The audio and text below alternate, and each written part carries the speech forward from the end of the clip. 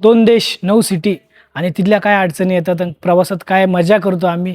तर बघू पहिलं आम्ही आधी ट्रेनची वाट बघतो. ट्रेन आली का पुढचा प्रवास बघूच कसा येतोय.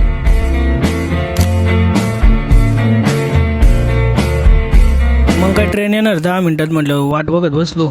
एक वेगळाच कार्टून होता बरं का ट्रिपमध्ये. ट्रेनची वाट बघू केव्हाची आम्ही वैतागलोय आणि मी पण फार ती बॅगेचं वेट घेऊन जमलो आता. ट्रेन अजून 1-2 मिनिटांनी येणार आहे. ट्रेन आल्यानंतर आम्ही निघू पुढच्या प्रवासाला. मग काय पुष्पा भाऊची गॉगलची स्टाईल घालतो ना पण पोर हसायलाच लागले भाऊ. म्हटलं आता त्यांची चालायची वाघ बी घ्यायला म्हटलं लय भारी करून मग भाऊ. म्हटलं आता नाही का मस्त प्रवास जाईन आपला कोपरगाववरून दिल्लीपर्यंत.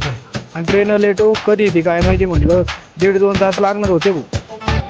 अजून काय आली नाही ट्रेन. आता ट्रेनला किती टाइम लागतोय काय माहिती आता. आली ट्रेन आता. मग पटक्यान बॅगी उचलल्या आणि तेवढ्यात नाही का ट्रेनमध्ये डबा बघा म्हटलं. आणि एक वाईट गोष्ट कळली का भाऊ पुष्पा भाऊ होता जनरलमध्ये ना आम्ही स्लीपर कोचमध्ये. म्हटलं अरे बाप आपले चांगला मित्र लांब गेला भाऊ. म्हटलं तर जाऊ द्या पहिलं आपली शीट 5 शीट आहे का नाही. मग पटक्यान गेलो तर तेवढ्या तिथं भांडण पेटलं भाऊ. ते भांडण सोडून मध्ये एंट्री केली तर एवढी गर्दी म्हटलं आता आपल्याला आपलं शीट भेटतं का नाही. काय करावं लागतं भांडावं लागतं काय आपल्या लोकांना म्हणायचं. पण शेवटी गर्दीतून निघत निघत आपल्या शीटापाशी गेलो. आणि कसं तसं भांडण शीट मोकळं झालं भाऊ. पण ते म्हणे संध्याकाळपर्यंत तुम्हाला बसावं लागलं. शेवटीचं शीट पण अजून काय संध्याकाळपर्यंत बसूनच जावं लागेल. आणि गर्दी आज एवढी ट्रेन मध्ये तुला फार जाम झालंय.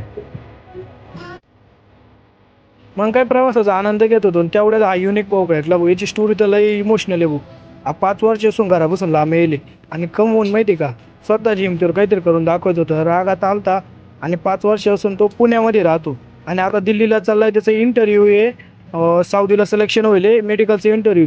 आणि तो म्हणे माझं घर तिथून 300 किलोमीटर बघतो. तर पोरं म्हणे सगळे जाय भाऊ तू घरी ₹1,00,000 पाठवतो जो आनंद नाही ना तू गेल्याचा आनंद होईल. तो नाही नाही म्हणत होता पण त्याला कसं आम्ही राजे करून म्हटलो जाय भाऊ. शेवटी एखाद्याला असं आपल्याला चांगलं सांगितलं ना तर भारी वाटतं बरं का. म्हणजे आपलं ऐकून कोणी जाणार असेल ना त्याच्या गावी एक नंबर वाटत होतं भाऊ. मग काय एक नंबर गर्दी पाहता पाहता आपल्याला भूक लागली. मग मस्त जेवणावर ताव घेतला भाऊ. पटापटा जेवण केलं. घरून मस्त मिरची भाकर आणली खाल्ली आणि तेवढ्यात ट्रेन बंद पडली भाऊ. आता उद्याच्या ब्लॉगमध्ये कळंन भाऊ दिल्लीतून आपण कुठे जाणार आहे.